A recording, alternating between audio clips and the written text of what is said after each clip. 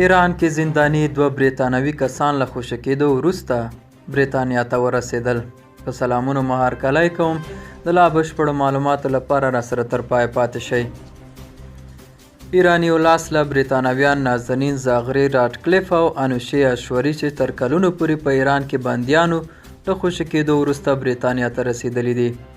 دا دواړه کسان له ځایي وخت سره سم تېره شپه څه باندې 1 بجه په آکسفورډ شیر سیمه کې د بریتانیا شاهي هوایي ځواک یو هوایي ډګر ته ورسېدل.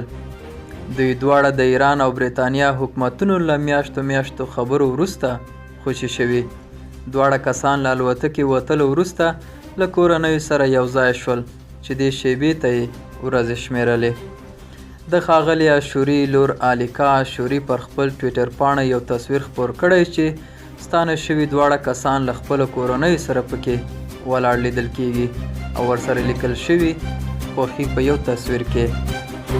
په دې تصویر کې د میرمن زاغري 7 کلنه لور ګبریلا هم لیدل کیږي چې د خپلې مور پر اوږو یې لاس تاو کړی. کلانه زاغري په 2014 کال کې د ایران حکومت د 43 نسکورولو دسیسې په تور نیول شوې وه چې دا یې ردوي. ښاغلي اشوري بیا 2018 کال کې د جاسوسۍ په تور نیول شوی و چې دا یې ردوي. میرمن زاغري کور کې نظربنده وه او په روانه اونۍ کې بیرته بریتانوی پاسپورټ ورکړل شوی و.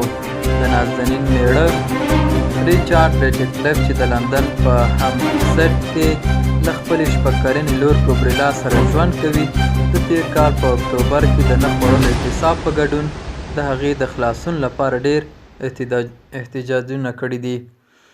دا و زموږ نننۍ چمتو شوې ویډیو. تر بیا ښې چارې.